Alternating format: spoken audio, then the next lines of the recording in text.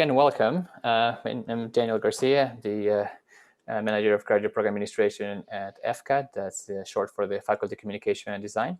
And again, welcome everybody. We have here Michael Gutange, who's the Graduate Program Director for the Scriptwriting MFA program, and Michael Comfort as well joining us to answer some of your questions. So just to give you a quick rundown of how the project is going to work, we'll do it's a quick introduction about the program and let you know some of the basics, but mainly we want to focus on your questions. So after the quick presentation, we'll basically use Q&A session. Feel free to ask questions on the chat, or if you want to unmute your mic and talk on the screen, that's fine too. Also, feel free to turn on your video if you like. It's always nice to have faces to talk to. Again, they're fairly informal in that sense. Just make sure you keep your mics muted throughout the session if you're not speaking. Just so that we don't speak over each other. But with that, I'll leave it up to Michael Gutange to start us off. Thank you. Thank you, Daniel. Thanks so much for setting this up and for all your work on this program. And I'm really happy to be here to say hello to everybody. I'm a graduate program director for this brand new MFA. I'm also an associate professor in the RTA School of Media. And there's another Michael on the call, Michael Conford. He's joining us from Germany. And I'll leave Michael to introduce himself. Hey, buddy. Yeah, I'm going to be professor in the program. I teach both writing, producing, directing in the film program at Image Arts at the moment. Thanks, Michael. Michael is, this was your idea, Michael. Michael is the primary architect of this program. Don't blame me. Don't blame me. And it's been in the works like any good script for a good period of development, and now we're ready to go into production, as they say. So we're very happy to have this program starting to accept students next fall. I'm going to share my screen. You can all see the website when you log on and take a look, but we'll just sort of look at it as I sort of give a brief Coles Notes version of what the MFA is going to be. And the genesis of this program and its main core idea was to have an interdisciplinary program that involves three of the schools in the Faculty of Communication and Design here at Ryerson, the School of Image Arts, where Michael is, the RTA School of Media, where I'm situated, and the School of Performance, which used to be called the Theater School. We've got reps from that school as well. So all three schools have developed this program in order to make it truly interdisciplinary, and the goal is to bring writers in and reflect the realities of the writing world out there now in the production world, because writers, as we know, move between forms quite easily, and we're looking for a place to foster that synergy and make them nimble, and also primarily to let students discover the ways in which they want to tell their stories. As it says here, you're exposed to new forms of storytelling, encouraged to explore those possibilities of emerging technologies as well, and really to develop powerful stories designed for maximum impact. And whatever medium that takes place in is really going to be up to you. And that's really one of the core things of this program. And we do talk a lot about new technologies and emerging platforms. However, we are firmly based in traditional legacy media, because that is the biggest place for storytelling, and continues to be that way.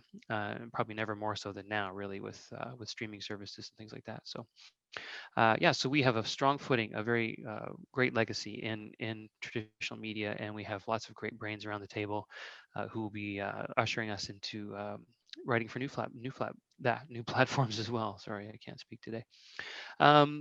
So not only that, but we can see that our program is situated within the Faculty of Communication and Design. And like I tell my undergrad students, my graduate students in the MA and in media production, I say, you have access to everyone here.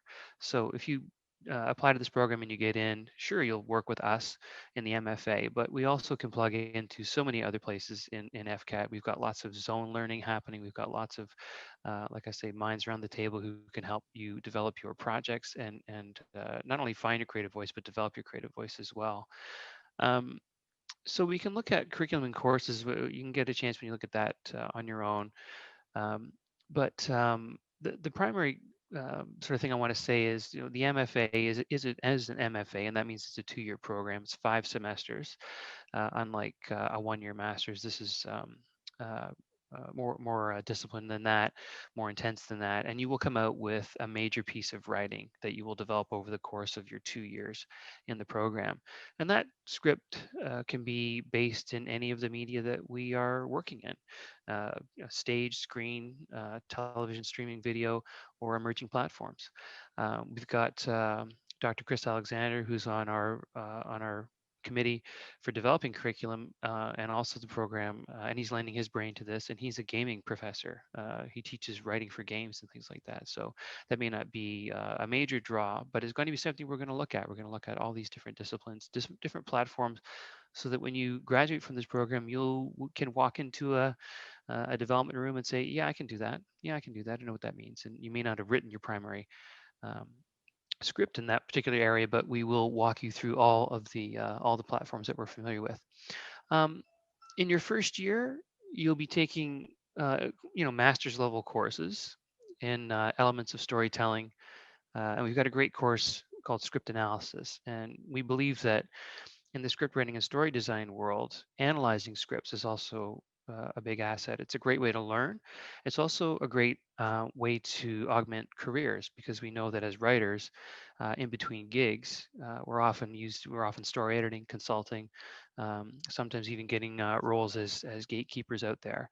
So analyzing scripts, being script doctors, things like that is a great tool for us to develop in our master students. There's also researching and developing projects. We're going to have courses based on that as well. How to really delve into the research behind the writing, because we all are creatively inspired, of course, but research can take us to better areas and augment our stories. There's courses called Writing for Visual Media in first year, which is a very all-encompassing course. And we can put into that whatever we feel we want to talk about for visual media, as I said, with emerging platforms and traditional platforms as well. And acting and directing for writers is also a really interesting course that we were developing.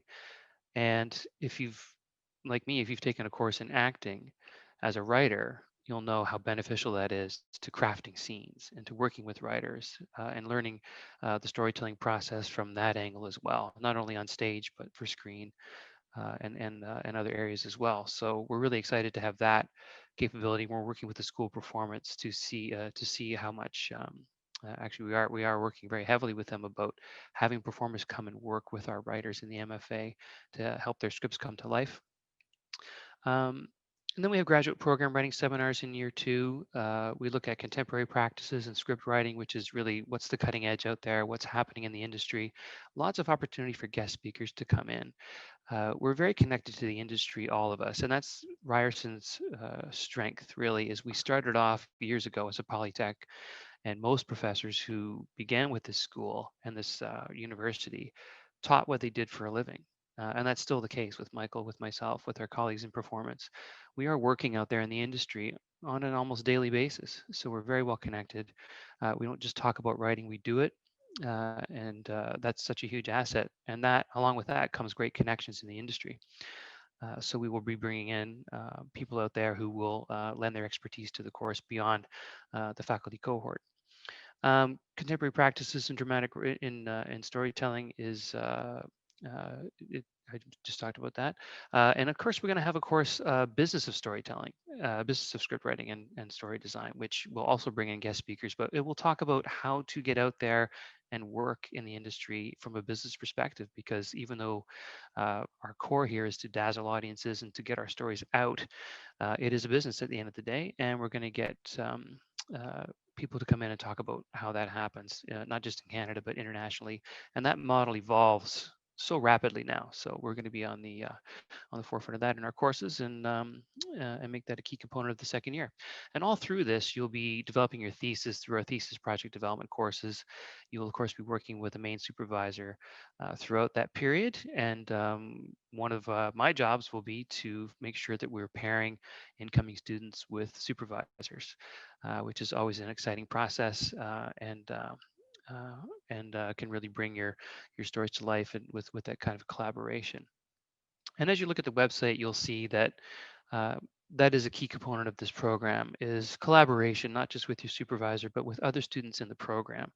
And the great thing about having the three major schools cooperating in this and co-developing this is that you'll have applicants coming in and students coming in from all different disciplines. So you'll be able to work with each other in the program to actually help develop your own voice and your writing. Yeah, so that's really just the thumbnail sketch of that. I mean, I know there's probably questions about admissions requirements and things like that, which I can get to. I said it's a 2-year MFA. I said it begins in fall 2021. Applications are starting now, and I'm just going to unshare my screen so we can get us. Yeah, there we go. Okay. So Michael, did I miss anything so far? I think you kind of covered the waterfront. You know, we think it's a really exciting program. Ryerson hasn't had this before. There is no other program specifically in Canada that covers all three of these areas, that is interdisciplinary in the same way. There are a couple of them in the US, about 5 of them. There's one at NYU, one at Northwestern, but none in Canada that does it this way. So we're excited about it. Great. Thank you so much. I would like to throw it out to questions.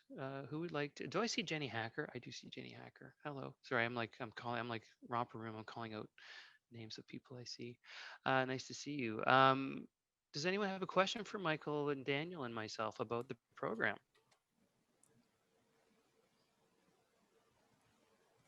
And don't be shy. You can either I know we're all speak writers, on, so unmute don't be yourself shy. and ask a question, or feel free to add it to the chat if that's more comfortable for you. Either way, it's good. Hi, I just wanted to ask how many students you're looking at accepting. Good question. We are hoping to admit between 12 and 14 per year, which would mean it's a it's ideally it's you don't want to go any further than that because we want that close connection with our students and developing such a big project. You want to make sure that we don't overpopulate the program. Of course, over the 2 years, you'll have anywhere from 24 to 28 when you think about the 2-year program. So at any point, you'll have that many writers working in the program. Thank you. So you can imagine it's going to be a little competitive with that few number of applicants, comparatively speaking. Some master's programs admit 25 or more, but we're keeping the numbers down deliberately. So there will be competition. Hello. Is it Hi, possible? Jenny. Hello. Is it possible to talk about admission requirements? Absolutely. Thank you. Daniel can correct me if I get anything wrong, but we're looking for, obviously, for you to have completed an undergrad in some program that, let me see. So completion of a Bachelor of Arts or Bachelor of Fine Arts in a related discipline. We're looking at, like, it might be an RTA, it might be a film degree, it might be something like that, or a theater performance degree, but some related discipline. I mean, we would not rule out an English degree, for example, things like that. So don't feel if you don't have one that's directly related to script writing that you're somehow ineligible, but related discipline is a bit of a broader description than that. We're looking for students with a GPA of 3.0. That's a B level or equivalent in the last 2 years of their study in a 4-year undergraduate program. English language requirements are there. You must pass an English proficiency test in order to get into the program. But in terms of the program specific requirements, we want a statement of interest. It's 500 to 1,000 words. And, according to the website, you'll see this. It says applicants' reasons for pursuing this program, description of the major writing project they want to pursue, and how the previous studies and experience have prepared them for this program, and their career objectives and how the degree program relates to them. It gives us a sense of who you are, where you've been, if you're a good fit for the program. So really take that statement of interest and craft it. It's a description of who you are and what you know so far. And I always tell my students, and Michael can correct me if I'm wrong, but I say don't try and make it a pitch document. You're not necessarily pitching yourself in that sense. You are merely describing what you know and what you want to know. I know that sounds like you can drive a truck through that, but that's sort of what we're looking for, is someone who and I'll give you a hint, someone who's actually read up on the program and has said, and can specifically reference parts of our program and say, this, I saw this about your program and I really think that's something that I want to address. Because you do get applicants who, they write a form letter and they send it to a bunch of different places and it's not customized to our program at all. And those ones don't tend to be the ones that jump out at you when you're looking at applications. We're also looking for a CV and 2 letters of recommendation. And one of them has to come from a professor familiar with your work. And the copies have to be submitted from the referees as well. And we want transcripts for every degree granting institution that you've attended. And now we get to examples of work. So we're looking for, and we've got 3 categories. We're looking for 1 script in theater, film, or video, or television, or an equivalent digital media platform like a web series or something like that. Or 2 samples of a story outline or treatments, or 1 of each for a total of 2, or a sample story outline or treatment plus a critical exploration of a character or narrative style. So they seem specific, but they can, there's some leeway in there. So you can submit a few different types of examples. If you've got, say, a treatment for something and you've got like a critical exploration of a character or a narrative style, let's say you've written a paper in an undergrad program that is about storytelling, that you think would be interesting, then we'd want to look at that as well. So this program is very practical, it's very hands-on, but it is a scholarly program as well. So we will be not just I should say, we will be focusing on writing, but it is a master's degree, so it does have scholarly chops to it. So if you've got something that you've written that's a scholarly interesting paper that's along these lines, then that would apply as well. So that's really the admission requirements. Daniel, do you have anything to add to that? Yeah, just a couple of notes. In terms of when you're submitting your application, so this is just to remind you guys, it's a 2-step process. So you'll have to submit your application first through the OUAC, which is the Ontario University Application Center. You can find the link on our website, of course.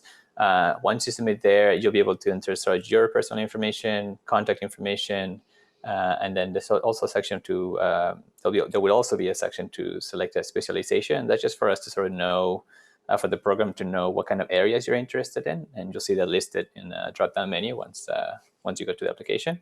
Now, once that's submitted, Ryerson will then receive the information, and then we'll send you an email with a link to actually be able to upload the rest of the components that Michael just mentioned. So that would be for your resume, CV, your portfolio work, things like that. And that usually there's like I believe it's 3 to 5 business day period in between the two steps. And the reason why I mentioned that is just to make sure you don't leave it for last minute, just before the deadline, because there will be a delay between step 1 and step 2. Okay, and you can actually, for example, start step 1 now. Well, once it's up and live, and I'll talk about that in a sec, and then wait, slowly complete all your components, and then upload everything. And then we'll be able to review the application. Now, once you get the link from Ryerson, in there you'll be able to see what components you need to submit, and basically like a to-do list that you can check to make sure that everything has been submitted. Because it's very important, because if it's not complete, their application will sort of stay in admissions limbo, and we won't be able to see it. And unfortunately, I mean, we can check sometimes what's missing and who's missing. We can send you reminders, but because it doesn't live with the program, it lives in admissions, we don't always get that information until maybe a little later. So for your sake, it's better to just make sure you log in, you check, make sure everything's completed, and then you're good to go. The letters of recommendation, especially since the way they work is Ryerson will send your referees an email directly, and then they will, via that email, submit the letters of recommendation to Ryerson. You won't see them in between. So for that, it's very important that you check with your referees maybe about 3 or 4 days after you receive the email from Ryerson, just to make sure they got the email as well, requesting the letter of recommendation. Again, just so that they know, make sure it doesn't go to their spam inbox or something like that, so that then you know they submitted it, and then you're good to go. Okay, and then yeah, just make sure that it's fully complete, and we'll review it. And then the deadline for admissions right now, it's January 18th, 2021. This is what we call the first consideration deadline. We may have to extend this a little bit for this particular program, just because the application is not up on the UAC portal yet. Like as Michael mentioned, it's a brand new program, so we're still figuring out all the technology behind it in terms of the system, because it involves outside of Ryerson. We have to go through that process. We will, anybody who signed up for this presentation, I will send them an email once the system is up and running, so that you guys are ready to apply, and you don't have to check every day. I'll let you guys know once it's running, so that you can go in and start your application through the OUAC system. But that way, you don't have to keep checking all the time. And yeah, for admissions, that's really the main thing. If you have any questions or have any issues about anything like that, feel free to contact me. I'll put my information in the chat at the end. But it's d2garcia@ryerson.ca. If there's any sort of issues with your application, things like that. There is some questions in the chat, Michael, so I'll just read them for you. First one is, will there be any focus on playwriting in the program? The short answer is yes. We'll focus on several different forms and platforms, and stage and playwriting is one of them for sure. And the great thing about that is, if you are wanting to develop your skills in the playwriting area, you will be able to do that in this program. And alongside that, you'll be working in television and film and other platforms as well. But if you want your primary project to be in the playwriting sphere, that we have the expertise at the table for that, and the courses to go along with it. I see there's another question here. Is it possible to apply to this program as well? Oh, sorry, did I answer your question? I hope I did. Zanelli? I think that's how you say it, Zanelli? Yeah. Yes, thank you. Oh, great, thanks. And Ellie has a question. Is it possible to apply to this program as well as the Media Production MA? I believe it is. Daniel, I don't think there's any issues with that. No, you can apply to both programs. There is a separate, I think the separate fee for each application you submit through the OUEC system. But yeah, you can apply to multiple programs if you like. You do have to choose one. If you get accepted to both, then you have a good problem to solve. Which one to go to? You can only attend one at a time, but you can definitely apply to multiple programs. Yeah, that's a good question for that. When will the program be up on the OUAC to apply? Well, as Daniel said, soon. We're hoping as soon as possible. Yeah, I'll send you guys an email. Thank you. Sandy, I don't have marks from 2-3 years ago. I graduated from RIT in 1980. Am I still eligible? Yeah, for sure. That's the great thing about this program is we are definitely not just looking at writers who've just emerged from a bachelor's program, but people who might want to augment their skills after being in the industry or a different industry for several years ago.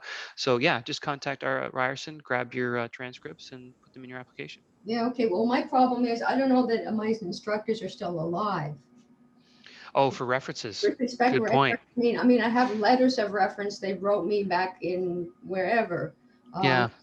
So, and then what examples I would have would be from that era as well, though I have taken more recent study. I would say, I mean, and Michael can add to this but I would say submit your transcripts, and then in your application note that, it was 1980 when you graduated and you couldn't get reference letters because of the time. But I would, if I were you, seek out other reference letters from people who could speak to the things that we're looking for in the application. They may not be scholarly professors, and I mean, we're not going to look at something and read it and say, oh, well, this doesn't meet that requirement and toss it out. I think Michael would agree that we're going to look at every application, and we're going to determine in a case like this, if that application is eligible. And I think making everything else as applicable to the application as possible. And that might mean if you've worked in the area of script writing and story design in some way, or someone in that area who could speak for you, a reference letter from that person, I think would be a good thing to have. What do you think, Michael? Yeah, no, I agree. I would just ask for the most relevant references you can find. So somebody that knows your skills, somebody that can speak to your background. It doesn't have to be obviously a professor from 30 some odd years ago. Mm-hmm. Okay, well, that makes sense because I've been working in publicity for various performers and other people. So I've been in a support role. So those would be appropriate, right? Yeah, I think so. I see a hand up. Beth has your hand up. Hi, thanks. Yeah, I was just curious in terms of like our statement of intent, if it's a strong preference for people who want to be specifically career writers, or like, for example, I'm in IMA film right now, and I'm interest in directing, but I have also strong interest in writing. And I feel like grounding, my abilities in that is a goal of mine, but my ultimate career goal is more directing than writing. Would that hurt me or help me? I think it would neither hurt nor help. I think it's great. I mean, I look at writing and teaching writing and even in this MFA program as you learning these skills to this level will never be something you would regret or think, gee, I wish I had those 2 years in the MFA. What did I do that for? Because you pursue a career as a director or a producer or a gatekeeper or someone who does that for a living, you're always going to need to talk to a writer. And if you've written something yourself in this program and you never write another script on your own again, you're going to be able to design that script with a writer that you hire that you work with for your production. If you want to direct something or produce it, I mean, that skill, and Michael can attest to this, in the industry out there, when you get notes from someone, when you collaborate with someone on a script, if they know what they're doing, if they've written a script themselves, their skill set is augmented exponentially through that process. So, I mean, I think that this program has enough width to it that we can graduate people who can go into many different disciplines. Career writers is certainly one of them, but other areas as well. Yeah, I mean, I certainly see the advantage. I just mean in terms of applying, you're not like necessarily just preferring people that express an intent of. No, definitely not. And I mean, in our studies in the screenwriting world and the dynamics of the occupation in Canada show that writers tend to work, in fits and starts, and their incomes are supplemented by other work. So that's a reality that we all know. So if someone says, I have other things that I want to do in my life, writing is one of them, that's definitely not going to detract from your application. Cool. I would just add that absolutely, it's a valuable skill to have anywhere in the film or television or theater world, and beyond that, the roles are really permeable. The role of director and writer and producer, those are permeable roles, and so it's not only that writers work across, which is obviously what we're focused on, but I went to AFI, and somebody from the writing program is now a well-known Spanish director. He landed up first producing his own screenplay and then directing it. So those roles are really permeable. The skills are invaluable to learn in any case. Thank you. Mm-hmm. Yeah. Well put, Michael. So there's another question. Could you speak to the funding opportunities that would be available? Would there be any TAG opportunities? In fact, this is one of the most exciting parts of the program for Michael and myself, because students in this MFA can work as graders and markers for undergraduate courses. And as we know, the writing courses are very demanding in terms of the grading and the marking and the notes that we give back. So Michael and I, if we have a dozen students or more in our senior writing programs or in our senior writing courses, and they're developing feature films or TV pilots, it's like having 12 to 14 projects in development. And the more notes we can get on that, the better. And if we can work with MFA students, and we will, and there is provision in the budget for this program for that, to have the MFA students work as GAs in the undergraduate writing programs, and also other courses too. We wouldn't preclude an MFA student from being a GA in another discipline that would suit their skills. So with 12 to 14 per year and a total cohort of 24 to 28 MFA students, you could see how maybe that's too many to fit in the writing courses to undergrad. So there are undergraduate courses in English or in other disciplines where an MFA student could work as a GA and get paid to give notes on writing. And if I can add to that a little bit, I just posted a link in the chat for you guys to visit some of the funding resources, and just also links to the TA, GA positions. And if you want to get yourself an idea, that if you go to that website, you'll actually see all the postings that are for research assistants or graduate assistants that are posted online. And this is outside our faculty as well as our faculty. So it gives you an idea of like the different areas that you could explore, as well as other work study positions and what's called exam invigilators and things like that as well that are available. The positions are posted throughout the year. So you just keep checking once in a while. So once you apply, once you're in for, if you're successful, you're into the program, you can keep checking every month or every 2 months, something like that. And you'll see more new positions appear and basically apply as you need to. And you can get to those. And additionally, just so you know as well, in admissions, during the admissions process, the program will also review your application. And then based on that, there's some funding opportunities that happened, like the Ryerson Graduate Fellowship or the Ontario Graduate Scholarships. Basically, these are funding opportunities just based on admissions, basically just on your application. You don't have to apply. They just automatically, you get considered for those based on that. For the other bigger opportunities like the OGS, the Ontario Graduate Scholarship, and the SHIRT grants, there is an application process. Usually since this is the first year in the program, the application will use your admissions application to see who meets eligibility. For the OGS, for example, it happens sometime in February, March. That's why it's important for you guys to apply during the deadline. And we'll use your application, make sure you meet the eligibility, and then from there we'll let you guys know to submit the application if you need it. But that's a good scholarship. That's $15,000 for the OGS.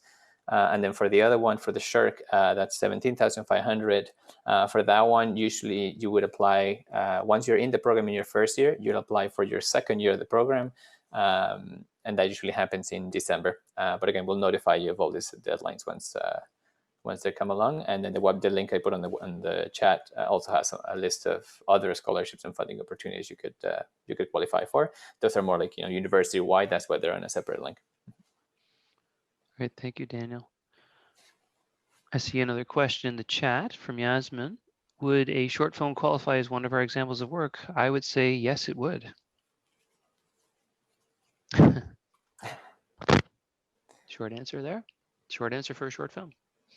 Thank you.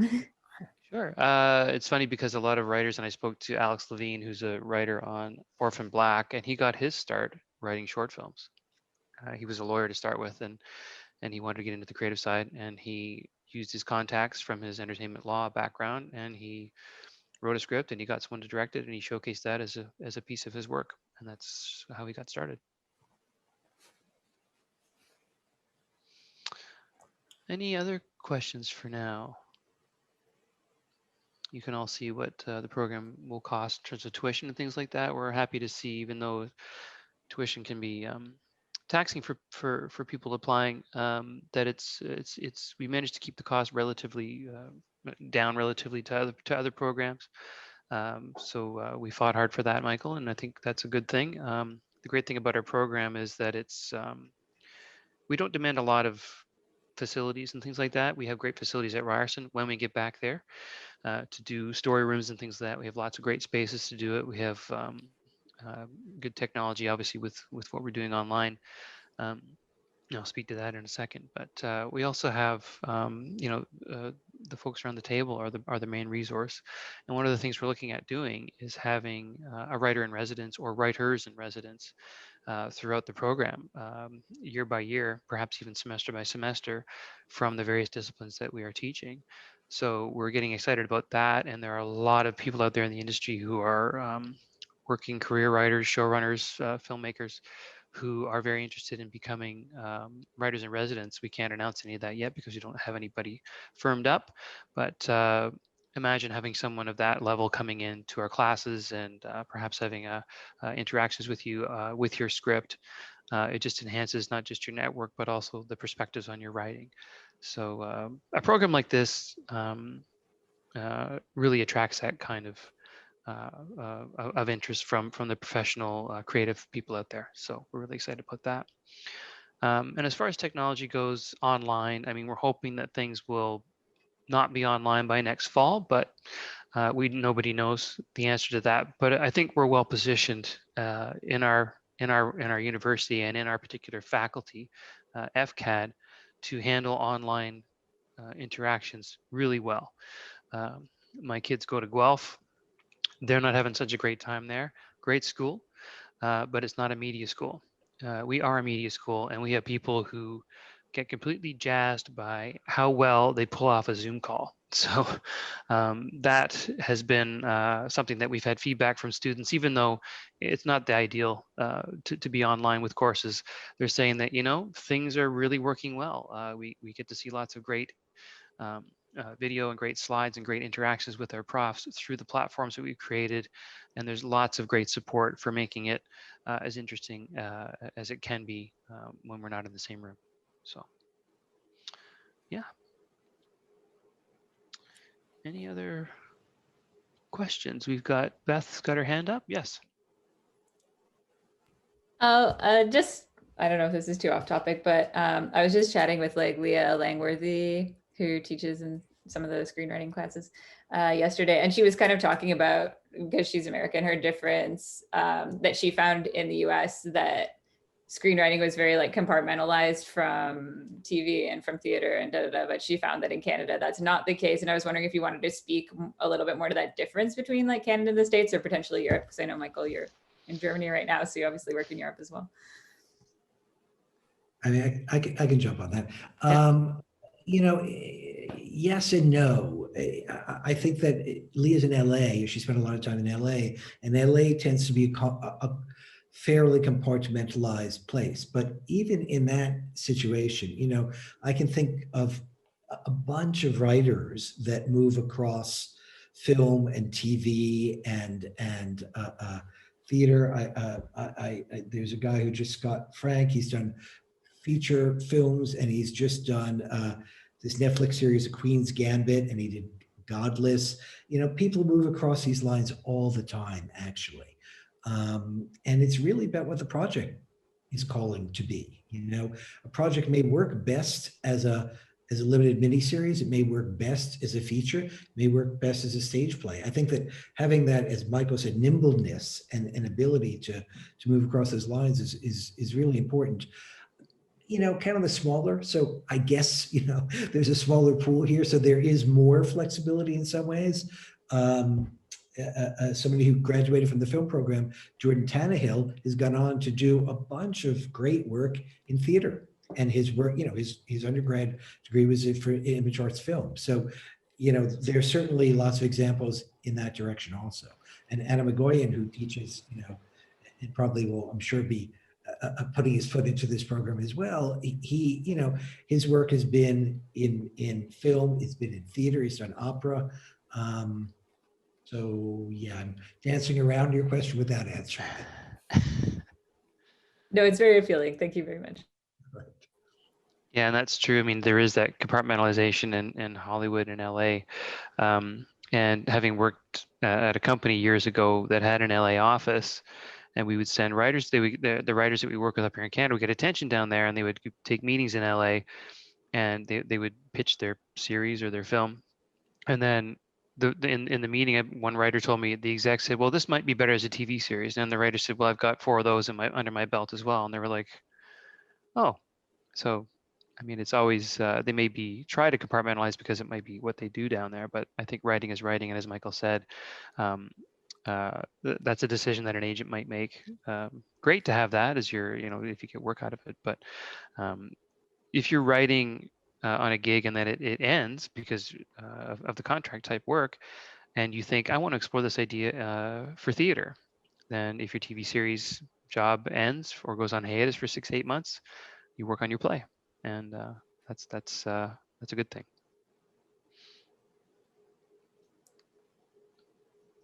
Anything else from you folks? I'm sure there'll be lots of questions coming up as we roll through the next few months, and Michael and I will be very involved in the admissions process and working and putting the final touches on the curriculum and all these wonderful things that we're doing. So we've got a lot of work ahead of us, but it's going to be fun and exciting, and this has been something that's been a long time coming, and we're really happy that that we're having this session. It feels like, you know, feels like we got the green light. All right. Yeah, just while everybody thinks of more questions stuff, I'm going to put this in for our contact information on the chat for you guys so that you have it in case anything comes up later on, or if you have anything else that, you know, pops into your head, 2 hours from now or 3 days from now or whenever it happens. Also, if you have any questions about sort of like the admission process itself, more the technical side of things, I'll put my information in there as well, so I can guide you through it if there's any issues or things like that. Again, right now, like I said, the application is closed, but I will send you guys an email to everybody who signed up, just so that you guys know when the when the system has been updated and you can actually start submitting your applications. But I think in terms of, I think all the admissions, we covered all the basics and things like that, in terms of components, in terms of submitting. Again, the important thing, I can't, say it enough, make sure that your application is completed, just so that we can actually see it. If you have any questions about things like transcripts, or you have all transcripts, or getting your transcripts, stuff like that, I'm sort of like the resource for that. So feel free to ask. Just so you guys know, if you are submitting transcripts for the application process, you can actually submit unofficial transcripts. So that might be easier to get right now, especially if your university is closed or is working from remotely or things like that. You can submit unofficial transcripts. We only need an official transcript if you get accepted into the program. But for that, you'll have probably until next August to submit the official transcript. And basically, Ryerson considers official if it comes directly from the university. That's the easiest way to break it down. Excellent. Thanks for putting my email in there as well, Daniel. Please email me if you have any questions about the program. I'm happy to answer them. And as you put your applications together, questions will pop up. So feel free to drop me a note and I'll answer it to the best of my ability. And if I can, I'll bring Daniel in and you can directly contact him as well. And all of us are here to help you through this process. Nice hanging with everybody. Yeah, it's great to see all of you, and it's exciting. Thank you so much for your questions and for your interest, and we look forward to your applications. And yeah, all right. Thank you very much. Thanks all. Bye everyone. Thanks, Michael. Sure, take care. Take care, everybody.